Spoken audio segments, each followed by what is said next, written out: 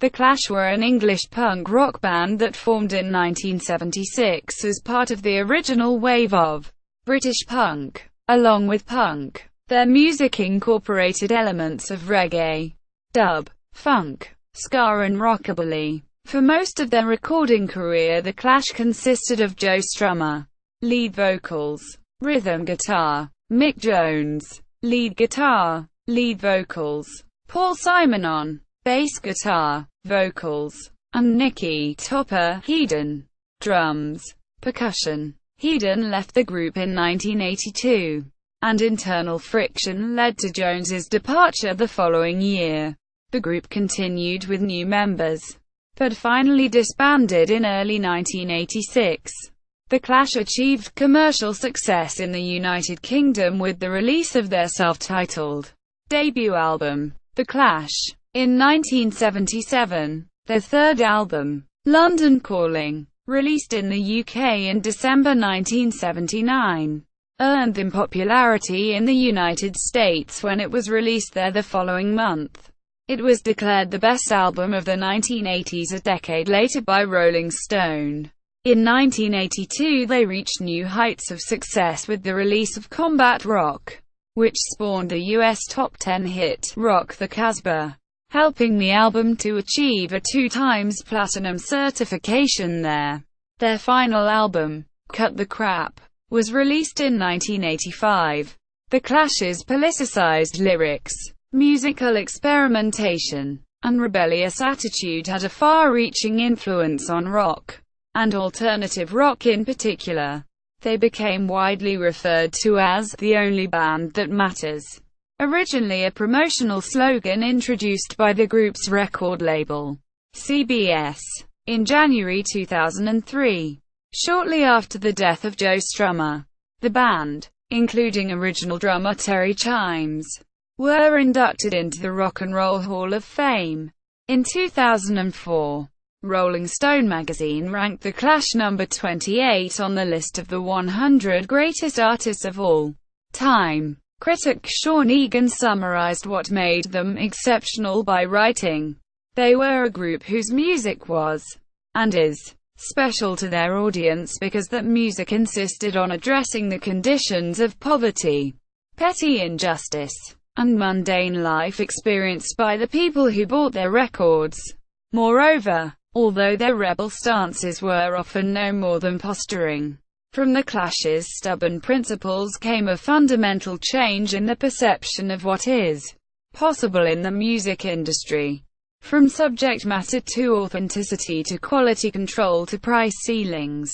Quote, History. Origins. 1974 to 76. Before the Clash's founding, the band's future members were active in different parts of the London music scene. John Graham Mellor sang and played rhythm guitar in the pub rock act The 101ers, which formed in 1974. By the time the Clash came together 2 years later, he had already abandoned his original stage name, Woody Mellor, in favor of Joe Strummer, a reference to his rudimentary strumming skills on the ukulele as a busker in the London underground. Mick Jones played guitar in proto-punk band London SS, which rehearsed for much of 1975 without ever playing a live show and recording only a single demo. London SS was managed by Bernard Rhodes, a sometime associate of impresario Malcolm McLaren and a friend of the members of the McLaren-managed band, the Sex Pistols. Jones and his bandmates became friendly with Sex Pistols' Glenn Matlock and Steve Jones, who would assist them as they tried out potential new members.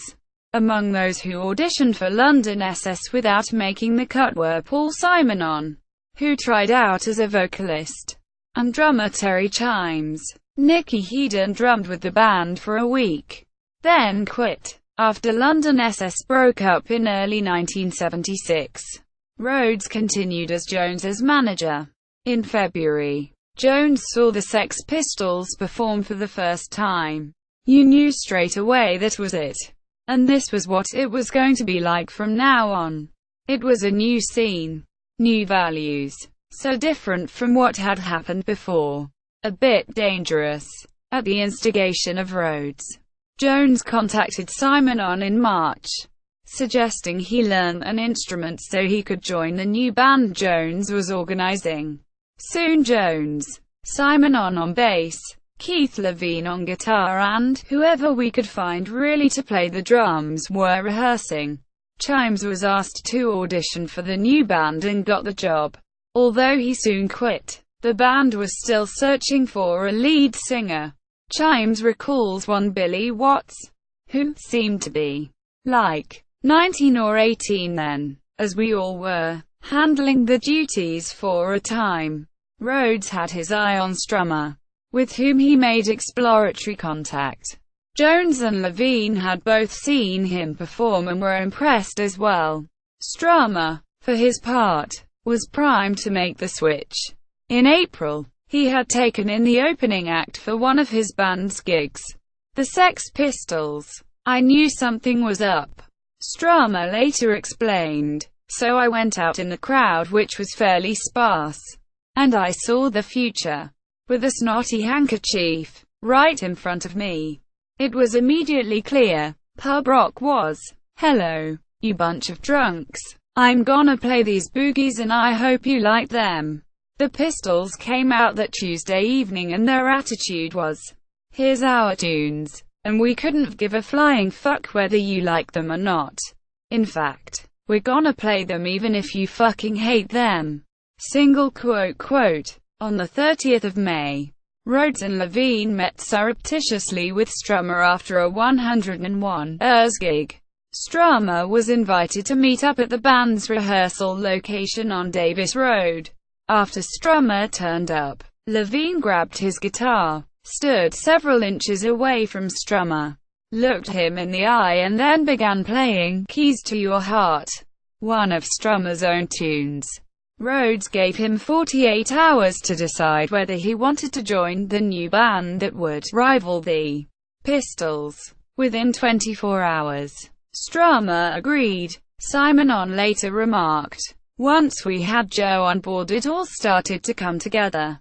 Strummer introduced the band to his old-school friend Pablo Labreton, who sat in on drums during Strummer's first few rehearsals with the group. Labreton's stint with the band didn't last long.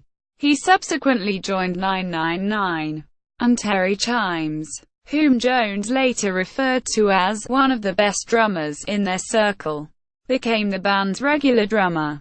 In West Way to the World, Jones also says, I don't think Terry was officially hired or anything. He had just been playing with us. Chimes did not take to Strummer at first. He was like 22 or 23 or something that seemed old to me then.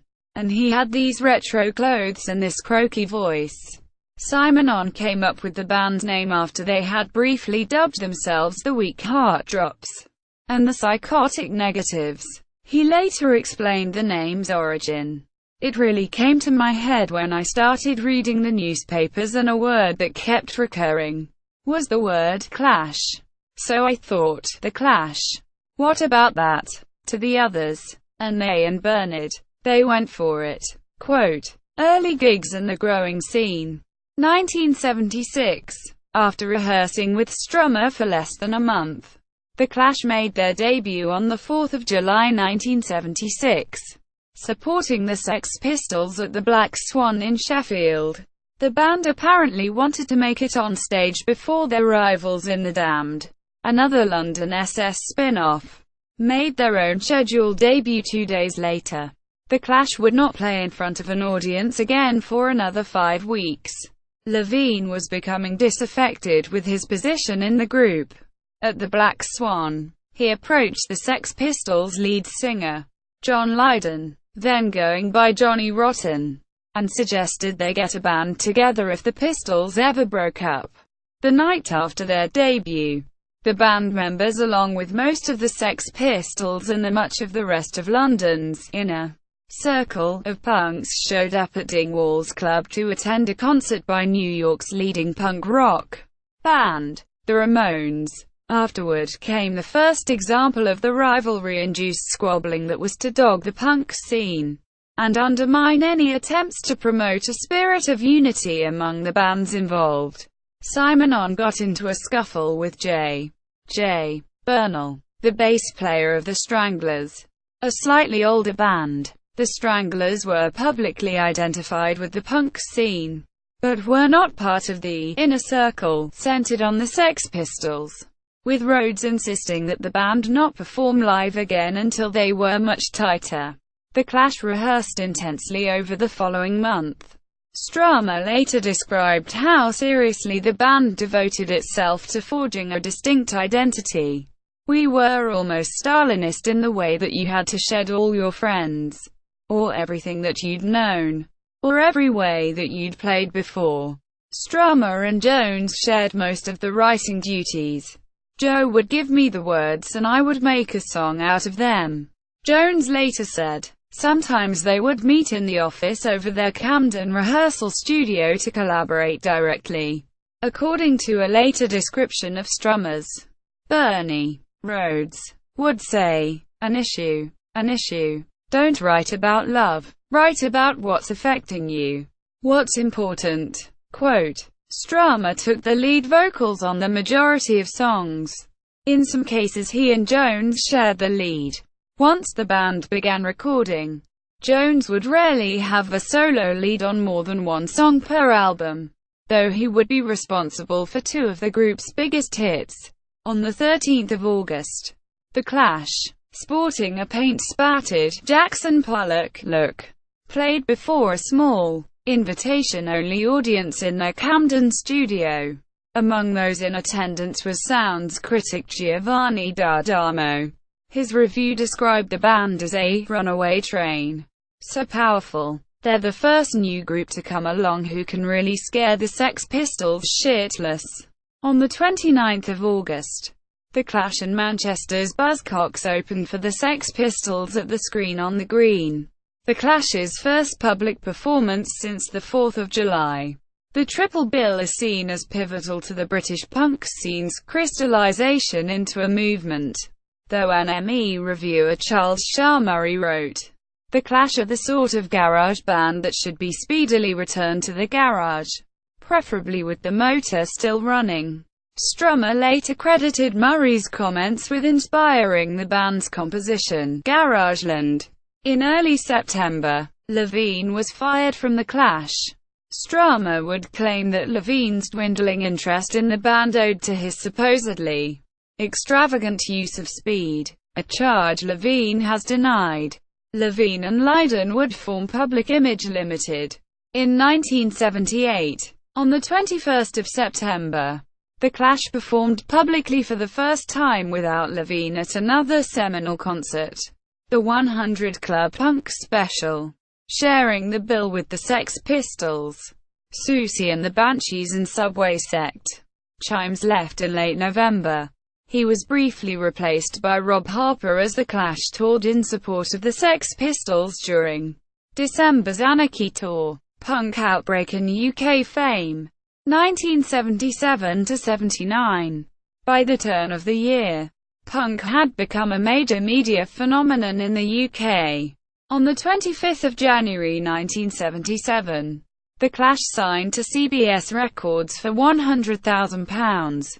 A remarkable amount for a band that had played a total of about 30 gigs and almost none as a headliner. As Clash historian Marcus Gray describes, the band members found themselves having to justify the deal to both the music press and to fans who picked up on the critics' muttered asides about The Clash having sold out to the establishment.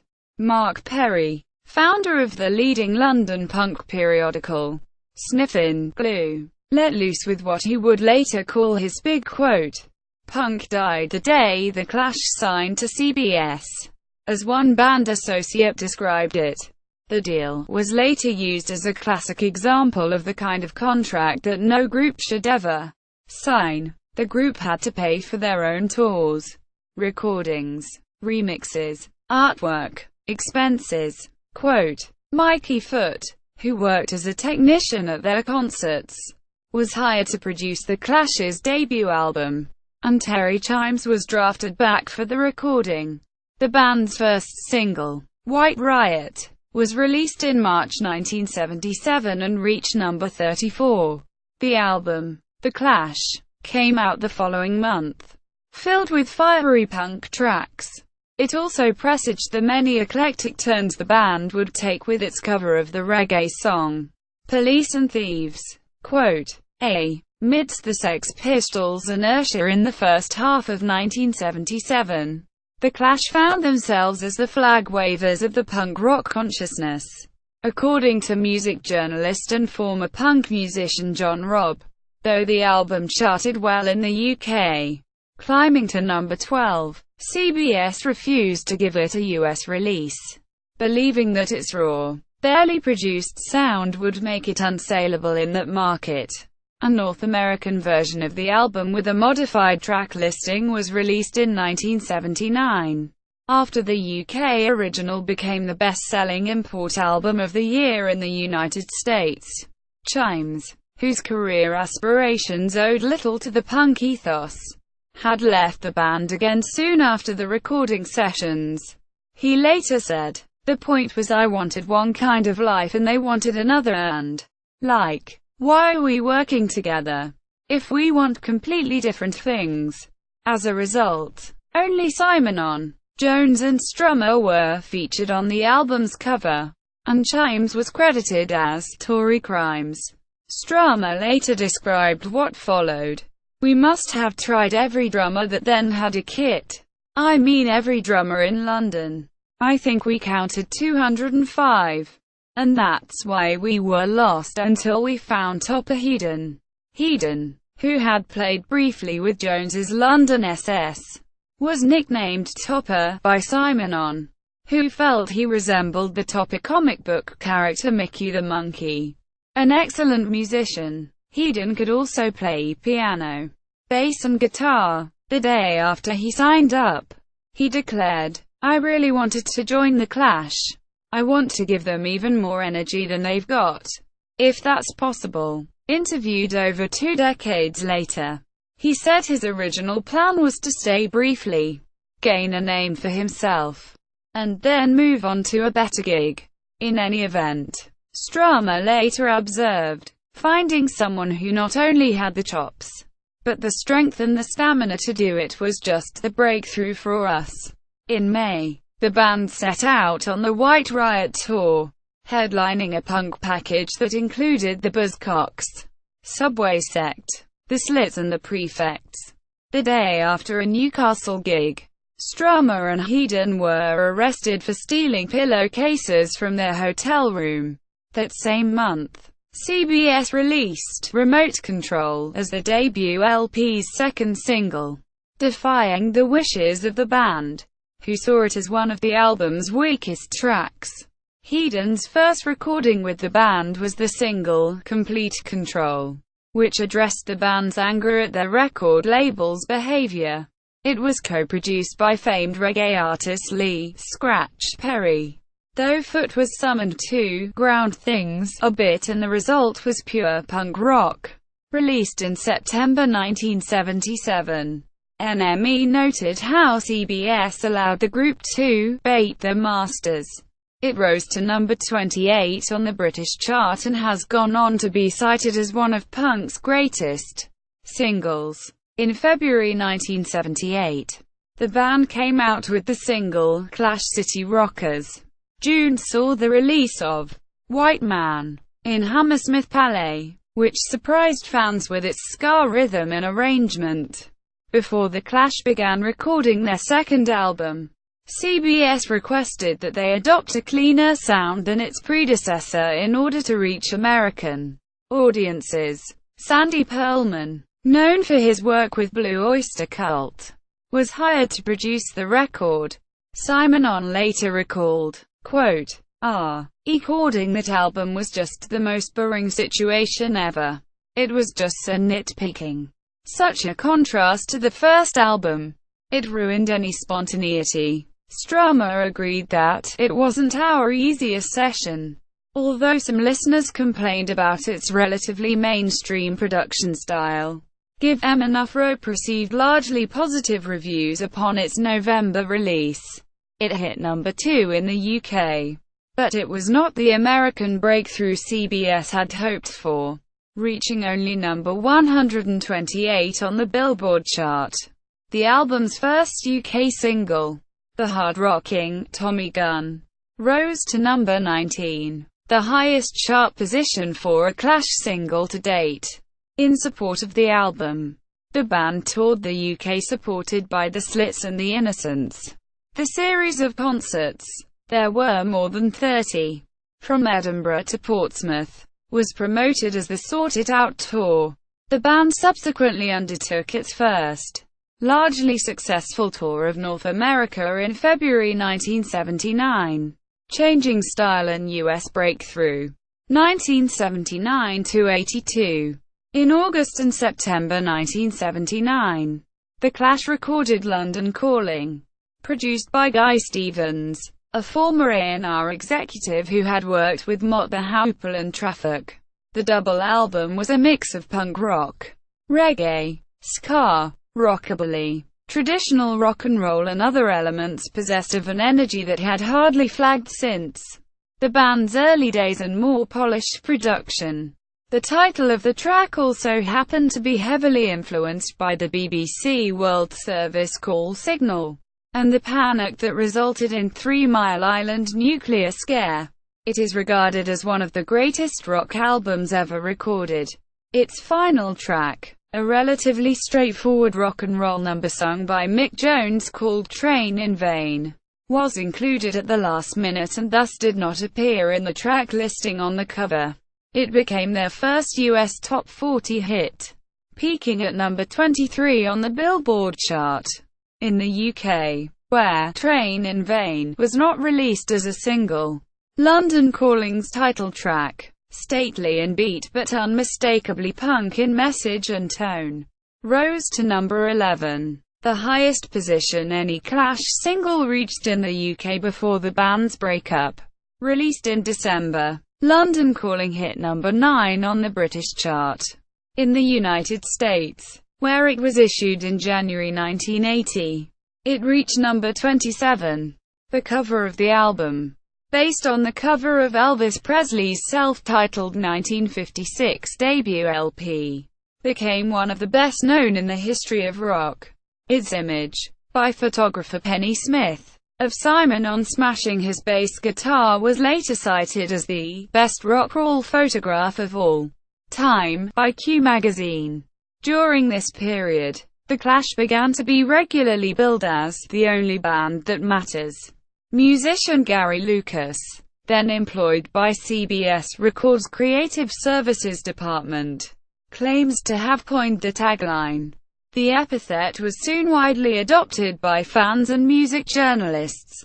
Around the turn of the year, the band members attended a special private screening of a new film, Rude Boy, part fiction, part rockumentary. It tells the story of a Clash fan who leaves his job in a Soho sex shop to become a roadie for the group. The movie, named after the Rude Boy subculture, includes footage of the band on tour, at a London Rock Against Racism concert, and in the studio recording Give 'Em Enough Rope. The band was so disenchanted with it that they had better badges make buttons that declared, "I don't want Rude Boy Clash film." On the 27th of February 1980, it premiered at the 30th Berlin International Film Festival, where it won an honorable mention. The Clash had planned to record and release a single every month in 1980. CBS balked at this idea, and the band came out with only one single, an original reggae tune, Bank Robber, in August, before the December release of the 3-LP, 36-song Sandinista. The album again reflected a broad range of musical styles, including extended dubs and the first forays into rap by a major rock band, produced by the band members with the participation of Jamaican reggae artist Mikey Dread. Sandinista was their most controversial album to date, both politically and musically. Critical opinion was divided. often within individual reviews. Trouser Press's Ira Robbins described half the album as great, half as nonsense, and worse. In the new Rolling Stone Record Guide, Dave Marsh argued, Sandinista is nonsensically cluttered, or rather seems nonsensically cluttered. One of the Clash's principal concerns is to avoid being stereotyped. The album fared well in America, charting at number 24. In 1981, the band came out with a single, This Is Radio Clash, that further demonstrated their ability to mix diverse influences such as dub and hip-hop. They set to work on their fifth album in September, originally planning it as a 2-LP set with the title Rat Patrol from Fort Bragg. Jones produced one cut, but the other members were dissatisfied. Production duties were handed to Glyn Johns, and the album was reconceived as a single LP, and released as Combat Rock in May 1982. Though filled with offbeat songs, experiments with sound collage, and a spoken-word vocal by beat poet Allen Ginsberg, it contained two radio-friendly tracks. The lead-off single in the US was Should I Stay or Should I Go?, released in June 1982.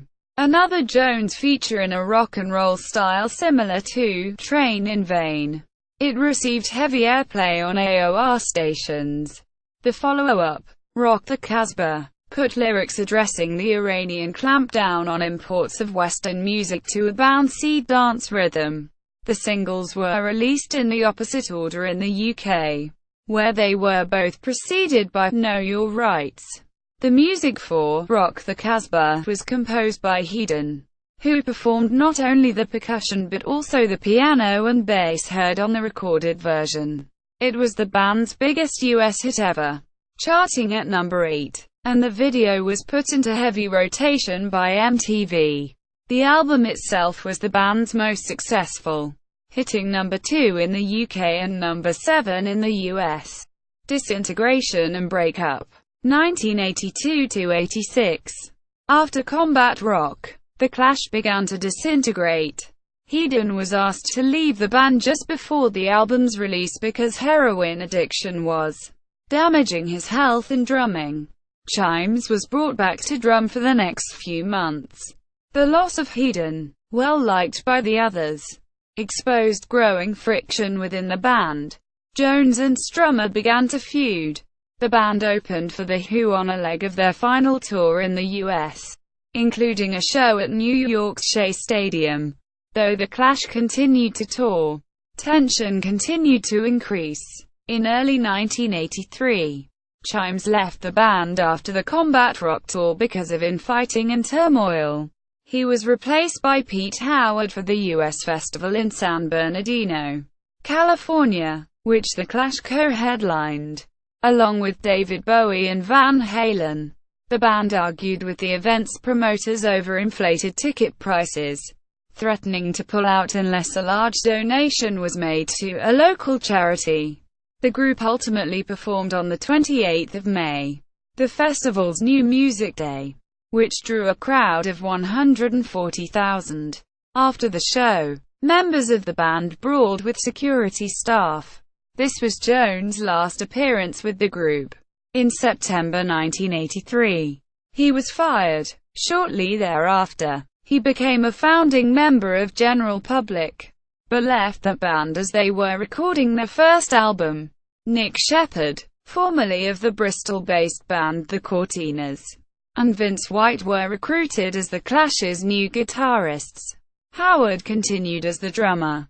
The reconstituted band played its first shows in January 1984 with a batch of new material and launched into the self-financed Out of Control tour, traveling widely over the winter and into early summer. At a striking miners' benefit show, Scargill's Christmas Party, in December 1984, they announced that a new album would be released early in the new year. The recording sessions for Cut the Crap were chaotic, with manager Bernard Rhodes and Strummer working in Munich. Most of the music was played by studio musicians, with Shepherd and later White flying in to provide guitar parts. Struggling with Rhodes for control of the band, Strummer returned home. The band went on a busking tour of public spaces in cities throughout the UK, playing acoustic versions of their hits and popular cover tunes. After a concert in Athens, Strummer went to Spain to clear his mind. While he was abroad, the first single from Cut the Crap, the mournful "This Is England," was released to mostly negative reviews. CBS had paid in advance for it, so they had to put it out. Strummer later explained, "I just went, well fuck this," and fucked off to the mountains of Spain to sit sobbing under a palm tree, while Bernie had to deliver a record. However, critic Dave Marsh later championed "This Is England" as one of the top 1001 rock singles of all time. The single has also received retroactive praise from Q magazine and others. "This Is England," much like the rest of the album that came out later that year, had been drastically re-engineered by Rhodes, with synths and football-style chants added to Strummer's incomplete recordings. Although Howard was an adept drummer, drum machines were used for virtually all of the percussion tracks. For the remainder of his life, Strummer largely disowned the album, although he did profess that, "I really like This Is England," and album track North and South is a vibe. In early 1986, The Clash disbanded. Strummer later described the group's end. "When The Clash collapsed, we were tired. There had been a lot of intense activity in 5 years. Secondly, I felt would run out of idea gasoline. And thirdly, I wanted to shut up and let someone else have a go at it." Quote, "This period of disintegration, which feature interviews with members of The Clash, is the subject matter of Danny Garcia's book and film, The Rise and Fall of The Clash, Collaborations and Reunions, 1986-present. After the breakup, Strummer contacted Jones in an effort to reform The Clash. Jones, however, had already formed a new band, Big Audio Dynamite, B.A.D., that had released its debut late in 1985. The two did work together on the respective 1986 projects. Jones helped out with the 2 songs Strummer wrote and performed for the Sid and Nancy soundtrack. Strummer, in turn, co-wrote a number of the tracks on the second B.A.D. album, No. 10, Upping Street, which he also co-produced. With Jones committed to B.A.D., Strummer moved on to various solo projects and screen acting work. Simonon formed a band called Havana 3 AM. Headon recorded a solo album, before once again spiraling into drug abuse. Chimes drummed with a succession of different acts. On the 2nd of March 1991, a reissue of Should I Stay or Should I Go gave The Clash its first and only #1 UK single. That same year, Strummer reportedly cried when he learnt that "Rock the Casbah" had been adopted as a slogan by US bomber pilots in the Gulf War. In 1999, Strummer, Jones and Simonon cooperated in compiling of the live album From Here to Eternity and video documentary Westway to the World. On the 7th of November 2002, the Rock and Roll Hall of Fame announced that The Clash would be inducted the following March.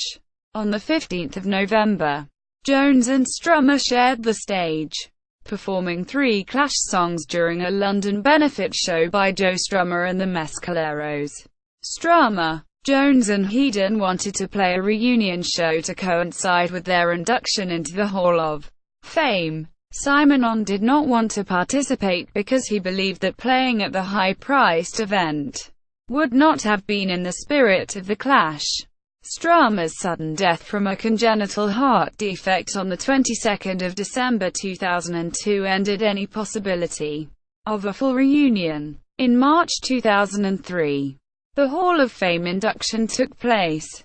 The band members inducted were Strummer, Jones, Simonon, Chimes and Headon. In early 2008, Carbon Silicon, a new band founded by Mick Jones and his former London SS bandmate Tony James, entered into a 6-week residency at London's Inn on the Green.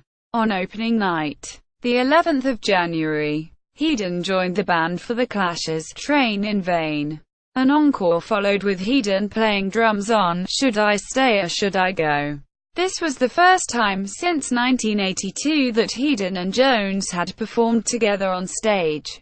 Jones and Headon reunited in September 2009 to record the 1970s Clash B-side "Jail Guitar Doors" with Billy Bragg. The song is the namesake of a charity founded by Bragg which gives musical instruments and lessons to prison inmates. Jones, Headon, and Bragg were backed by former inmates during the session, which was filmed for a documentary about the charity. Breaking Rocks. Simonon and Jones were featured on the title track of the Gorillaz album Plastic Beach in 2010.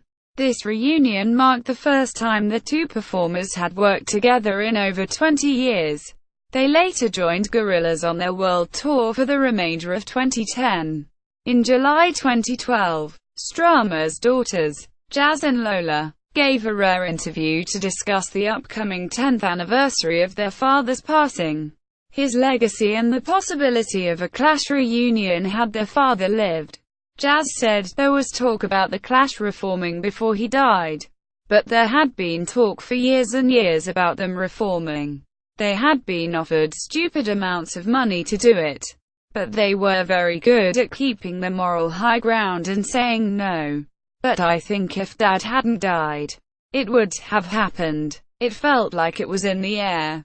Quote, on the 9th of September 2013 in the UK, and a day later in the US, The Clash released Sound System, a 12-disc box set featuring their studio albums completely remastered on 8 discs with an additional 3 discs featuring demos, non-album singles, rarities and B-sides, a DVD with previously unseen footage by both Don Letts and Julian Temple, original promo videos and live footage, an owner's manual booklet, reprints of the band's original Armageddon Times fanzine as well as a brand new edition curated and designed by Paul Simonon and merchandise including dog tags, badges, stickers and an exclusive Clash poster.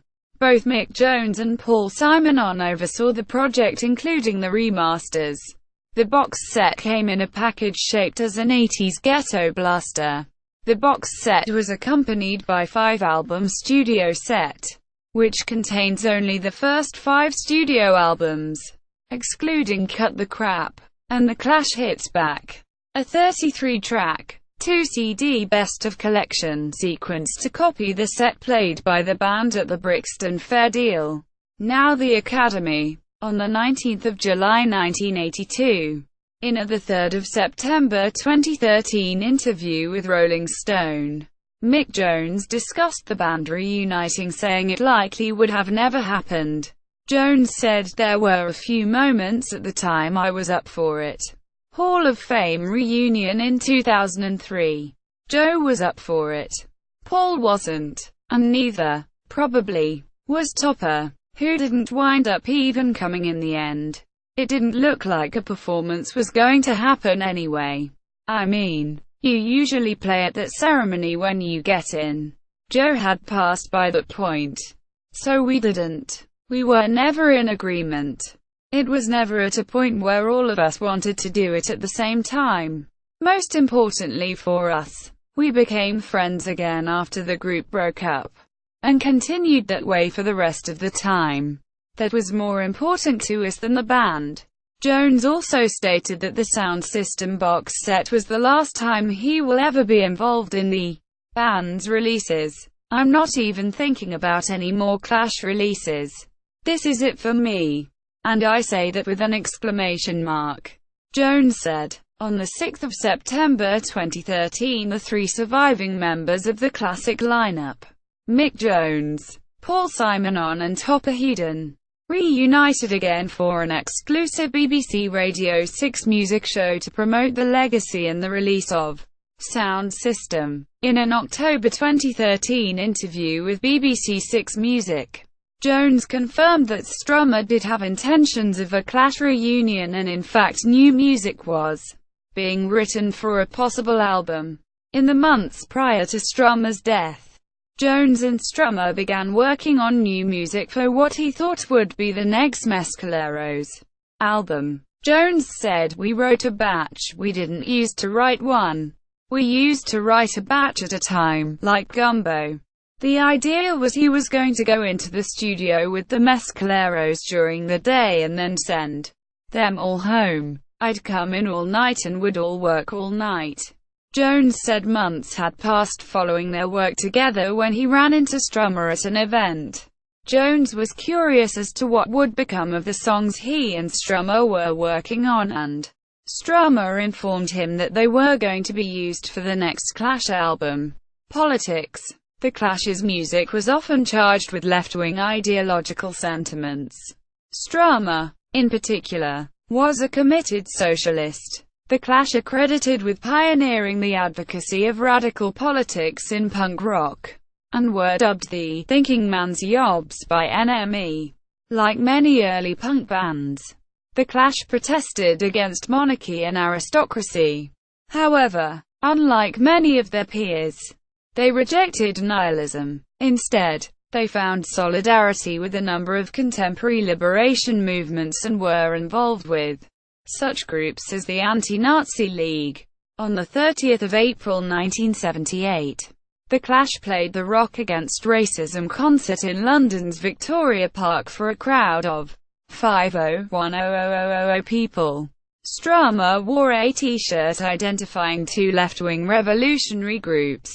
The words Brigade, Sic, Ross, Italy's Red Brigades, appeared alongside the insignia of West Germany's Red Army faction. Their politics were made explicit in the lyrics of such early recordings as White Riot, which encouraged disaffected white youths to riot like their black counterparts. Career Opportunities, which addressed the alienation of low-paid, routinized jobs and discontent over the lack of alternatives. And London's Burning, about the bleakness and boredom of life in the inner city. Artist Caroline Coon, who was associated with the punk scene, argued that Ho's tough, militaristic songs were what we needed as we went into Thatcherism. The scope of the band's political interests widened on later recordings. The title of Sandinista celebrated the left-wing rebels who had recently overthrown Nicaraguan despot Anastasio Somoza Debayle, and the album was filled with songs driven by other political issues extending far beyond British shores. Washington Bullets addressed covert military operations around the globe, while The Call-Up was a meditation on U.S. draft policies. Combat Rock's Straight to Hell is described by scholars Simon Reynolds and Joy Press as an around the world at war in 5 verses guided tour of hell zones where boy soldiers had languished. Quote, "The band's political sentiments were reflected in the resistance to the music industry's usual profit motivations. Even at their peak, tickets to shows and souvenirs were reasonably priced. The group insisted that CBS sell their double and triple album sets London Calling and Sandinista for the price of a single album each, then £5, succeeding with the former and compromising with the latter by agreeing to sell it for £5.99, and forfeit all their performance royalties on its first 200,000 sales. These VFM value for money principles meant that they were constantly in debt to CBS, and only started to break even around 1982. Legacy and influence. In 2004, Rolling Stone ranked The Clash number 28 on its list of the 100 greatest artists of all time, and in 2010, the band was ranked 22nd on VH1's 100 greatest artists of all time. According to The Times, The Clash's debut alongside Nevermind the Bollocks. Here's the Sex Pistols. Is punk's definitive statement, and London Calling remains one of the most influential rock albums. In Rolling Stone's 2003 list of the 500 greatest albums of all time, London Calling ranked number 8, the highest entry by a punk band. The Clash was number 77 and Sandinista was number 404. In the magazine's 2004 list of the 500 greatest songs of all time, London Calling ranked number 15. Again the highest for any song by a punk band. 4 other Clash songs made the list. Should I Stay or Should I Go? 228. Train in Vain. 292. Complete Control. 361. And White Man in Hammersmith Palais. 430. London Calling ranked number 48 in the magazine's 2008 list of the 100 greatest guitar songs of all time. Jake Burns of Stiff Little Fingers, the first major punk band from Northern Ireland, explained the record's impact. He Big Watershed was the Clash album. That was Go Out, Cut Your Hair, Stop Mucking About Time, You Know. Up to that point we'd still been singing about bowling down California highways. I mean, it meant nothing to me. Although the Damned and the Pistols were great, they were only exciting musically. Lyrically, I couldn't really make out a lot if it. I realized that the Clash were actually singing about their own lives in West London was like a bolt out of the blue. The Clash also inspired many musicians who were only loosely associated, if at all, with punk. The band's embrace of ska, reggae and England's Jamaican subculture helped provide the impetus for the two-tone movement that emerged amid the fallout of the punk explosion. Other musicians who began performing while the Clash were active and acknowledged their debt to the band include Billy Bragg and Aztec Camera. U2's The Edge has compared the Clash's inspirational effect to that of the Ramones. Both gave young rock musicians at large the sense that the door of possibility had swung open. He wrote, "The Clash, more than any other group, kick-started 1,000 garage bands across Ireland and the UK. Seeing them perform was a life-changing experience." Bono has described the Clash as the greatest rock band. They wrote the rulebook for U2. Quote, "In later years, the Clash's influence can be heard in American political punk bands such as Rancid, Anti-Flag, Bad Religion, NOFX, Green Day, and Rise Against, as well as in the political hard rock of early Manic Street Preachers. California's Rancid, in particular, are known as incurable Clash zealots." The title track of the band's album Indestructible proclaims, "I'll keep listening to that great Joe Strummer." Quote, "The Clash's involvement with Jamaican musical and production styles has inspired similar cross-cultural efforts by bands such as Bad Brains, Massive Attack, 311, Sublime and No Doubt.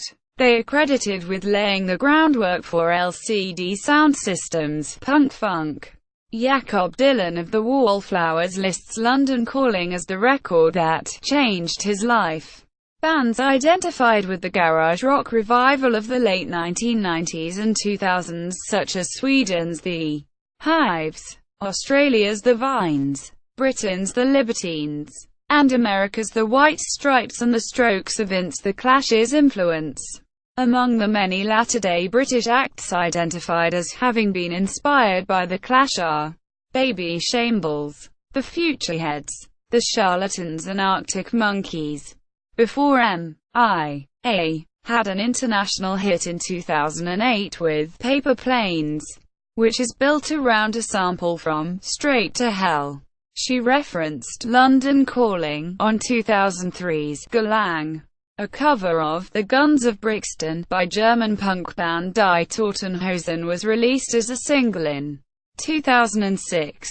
A version by reggae legend Jimmy Cliff with Tim Armstrong from Rancid was scheduled for release in November 2011. American-Irish punk band Dropkick Murphys released a cover of the song on Anti-Heroes vs. Dropkick Murphys in 1997.